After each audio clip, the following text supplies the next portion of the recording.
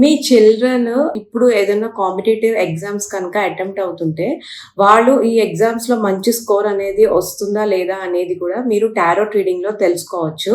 And మీకింకా కంప్లీట్‌గా details కావాలంటే నా నంబర్‌కి కాంటాక్ట్ చేయండి. నమస్తే. నేను వెల్లి చక్రధర్. ఇవాళ మనం అందరూ నన్ను అడిగే క్వశ్చన్స్ ఏంటంటే ఫ్లెక్సీ క్యాప్స్‌లో ఏది తీసుకోవాలి అంటారండి. సాధారణంగా మనందరం తెలుసు. మనం గనక ఒక వాల్యూ రిసర్చ్ కానియండి, మనీ కంట్రోల్ కానియండి, అలాగే చూస్తే మనకి ఈటీ మనీ కానియండి, వీటిలో చూస్తే ఫ్లెక్సీ క్యాప్స్ వస్తాయి ఆ కేటగిరీలో తీసుకుంటే. అలాగే మిడ్ క్యాప్స్ వస్తాయి. ఒక మంచి టాప్ మిడ్ క్యాప్స్ అంటే. కానీ మనం చూస్తే ఇయర్ ఆన్ ఇయర్ అంటే లాస్ట్ ఇయర్ మిడ్ క్యాప్స్ ఏదైతే టాప్‌లో ఉన్నాయో, ఈ ఇయర్‌కి వచ్చేసరికల్లా మిడ్ క్యాప్స్ మారిపోతున్నాయి.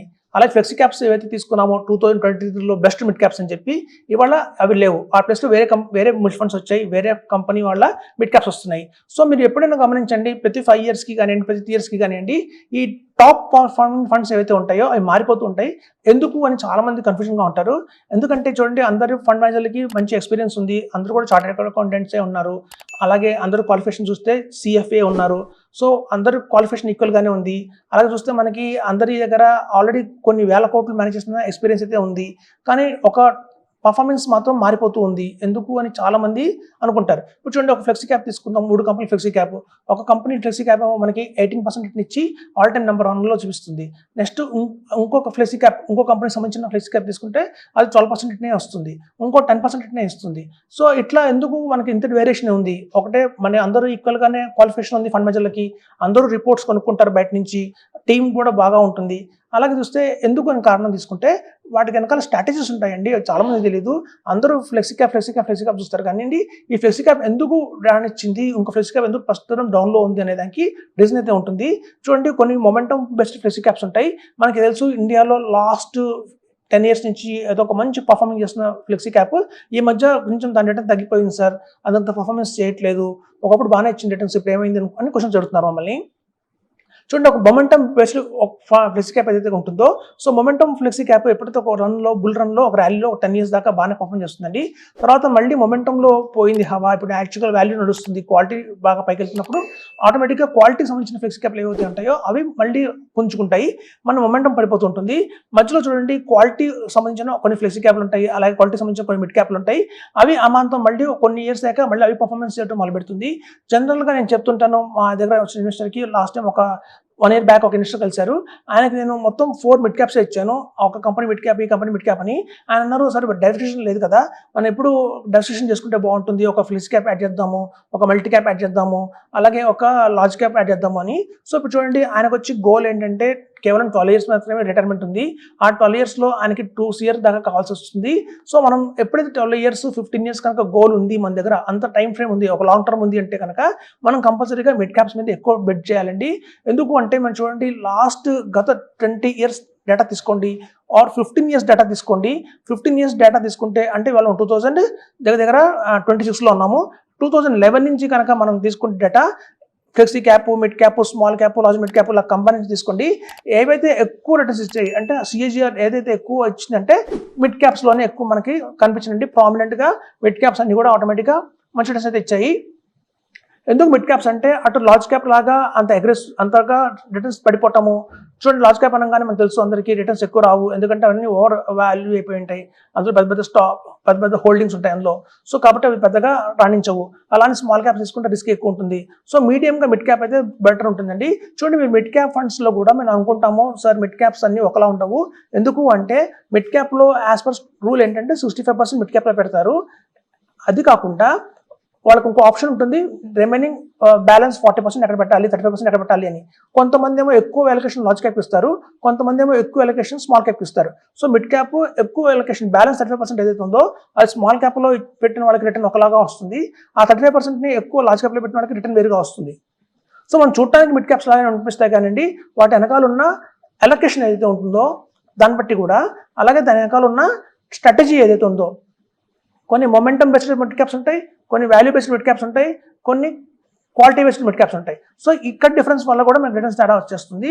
సో కాబట్టి మనం అనుకుంటాం చూడటానికి అన్ని మిడ్ క్యాప్స్ లానే ఉంటాయి కానివ్వండి, వాటి వెనకాల చూస్తే చాలా డిఫరెన్స్ అయితే ఉంటుంది. మీకు ఒక అర్థమయ్యేలాగా ఒక మంచి ఎగ్జాంపుల్ చెప్తాను.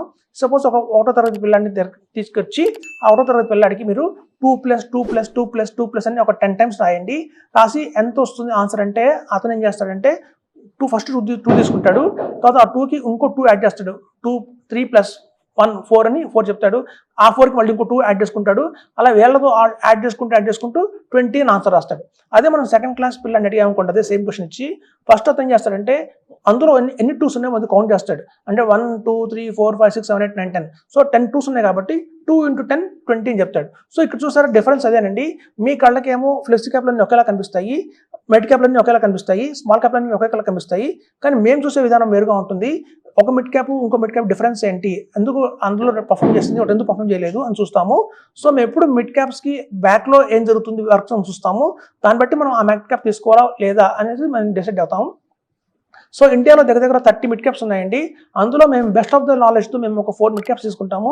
ఇది 4 మిడ్ క్యాప్స్ చాలంటే మిమ్మల్ని 10-12 ఇయర్స్లోనే ఆర్ 15 ఇయర్స్లోనే మీకు అమాంతం మీరు అనుకున్నట్టుగా 1 CR 2 CR వస్తుంది, ఇంత ఎస్ఐపి చేయాలి అని చెప్తాం అన్నట్టు. సో కాబట్టి అలా ఉంటుందండి స్ట్రాటజీ అనేది. సో మనం చూస్తే ఎప్పుడైనా డైవర్సిఫికేషన్ చేసుకోకండి. ఎవరికైతే 12 ఇయర్స్ అండ్ 15 ఇయర్స్ కనుక హారిజన్ ఉంది, ఒక లాంగ్ టర్మ్ హారిజన్ ఉంది అంటే మాత్రం వాళ్ళు అందులో లార్జ్ క్యాప్కి వెళ్ళకూడదు, అలాగే బ్యాలెన్స్ అడ్వాంటేజ్ ఫండ్కి వెళ్ళకూడదు, అలాగే మల్టీ అసెట్ ఫండ్కి వెళ్ళకూడదు. ఇవన్నీ టెంపరీగా మీకు ఒక బాధపడకుండా, అంటే మార్కెట్ డౌన్ అయితే మీకు పోర్ట్ఫోలియో కింద రాకుండా కాపాడతాయండి.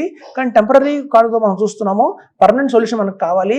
టెంపరీగా ఏదో మనం ఆనందపడటానికి మన పోర్ట్ఫోలియోలో కొంత యాడ్ చేసుకుంటే మార్కెట్ పడినప్పుడు పడకుండా ఉంటుంది అనే భరోసా ఉంటుంది. కానీ ఇక్కడ చూడండి, మనం మిడ్ క్యాప్స్ అలా కాకుండా లాంగ్ టర్మ్ ఎవరైతే 15 ఇయర్స్ హారిజన్ తీసుకున్నారు, 12 ఇయర్స్ హారిజన్ తీసుకున్నారు అనుకోండి, వాళ్ళకి మార్కెట్ మనం ఇవాళ రేపు చూసుకోక్కర్లేదు, మొత్తం 20 ఇయర్స్ తర్వాత 15 ఇయర్స్ తర్వాత మనం ఎంత లాంగ్ టర్మ్ ఉంది కాబట్టి మనం ఇట్లాంటివన్నీ యాడ్ చేసుకోవడం వల్ల బ్యాలెన్స్ అడ్వాంటేజ్ ఫండ్ కానివ్వండి, మల్టీ ఫండ్ కానివ్వండి, లార్జ్ క్యాప్ కానివ్వండి, ఫ్లెక్సీ క్యాప్ కానివ్వండి, ఇట్లాంటి యాడ్ చేసుకోవడం వల్ల మల్టీ క్యాప్ ఫండ్ కానివ్వండి యాడ్ చేసుకోవడం వల్ల ఏమవుతుందంటే మన రిటర్న్ ఏదైతే ఉంటుందో మిగతా అన్ని లాంగ్ టర్మ్లో 18% ఇస్తాయి. మీ పోర్ట్ఫోలియోలో ఉన్న 1-2 స్మాల్ క్యాప్ మిడ్ క్యాప్లు 18% ఇస్తాయి. ఈ తక్కినవన్నీ కూడా మీకు 11% 12% ఇచ్చి మొత్తాన్ని డౌన్ చేసి రిటర్న్ 14% కంటే రాదు. సో మా దగ్గర చాలా మంది పోర్ట్ఫోలియోస్ తీసుకొస్తుంటారు, వాళ్ళు ఎక్కువ ఫండ్స్లో పెట్టేస్తారు. అలా 69 ఫండ్స్ 29 ఫండ్స్ పెట్టిన వాళ్ళు ఉన్నారు. వాళ్ళ రిటర్న్ మొత్తం చూస్తే కనుక మనకు 10.5% కంటే రిటర్న్ రావట్లేదు. జస్ట్ ఒక హార్డ్లీ ఒక గవర్నమెంట్ బాండ్స్ కంటే, ఒక కార్పొరేట్ బాండ్స్ కంటే కూడా 1% ఎక్స్ట్రా వస్తుంది అంతే. అలా కాదండి, ఈక్విటీస్లో వచ్చాము అంటే కనుక ఒక మంచి అమౌంట్ తెచ్చుకోవాలి మనం. సో అందరూ చూడండి రెగ్యులర్గా ఇన్వెస్ట్మెంట్ చేస్తారు మ్యూచువల్ ఫండ్స్లో.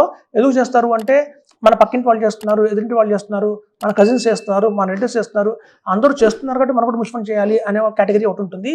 కాదు, మనం మ్యూచువల్ ఫండ్స్లో మొదలు పెట్టాము అంటే కనుక అట్లీస్ట్ 1 CR 2 CR తీసుకోవాలి అనే దృఢ సంకల్పంతో కొంతమంది ఉంటారు. సో అట్లాంటి వాళ్ళందరూ కూడా ఒక రాంగ్ అయితే చేయకండి. కరెక్ట్ ప్రాపర్గా మీ ఛానలైజ్ చేసుకోండి. మీ పోర్ట్ఫోలియోని సమాంతరంగా వాల్యూ, మొమెంటం, క్వాలిటీ అన్ని గ్రోత్ అన్ని ఉండేలాగా తీసుకోండి. సో అలా కనుక తీసుకుంటేనే పోర్ట్ఫోలియో మీకు లాంగ్ రన్లో మీరు అనుకున్నట్టుగా అచీవ్ అవుతారు. 1 crore 2 crores 3 crore ఎంతైనా అమౌంట్ కావచ్చు.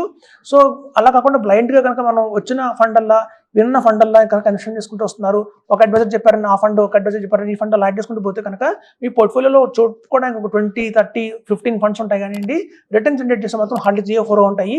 తర్వాత టైం అంతా వేస్ట్ అయిపోతుందని చెప్తున్నాను. సో కాంపౌండ్ ఇంట్రెస్ట్కి టైం మోస్ట్ ఇంపార్టెంట్. టైం ఉండాలి, at the same time return కూడా రావాలి, వాల్యూ కూడా ఉండాలి. సో ఎట్లా కనుక మనం ఫాలో అయితేనే ఎక్స్ట్రా రిటర్న్స్ తెచ్చుకోవచ్చు అని చెప్తున్నాను. థ్యాంక్స్ అండి.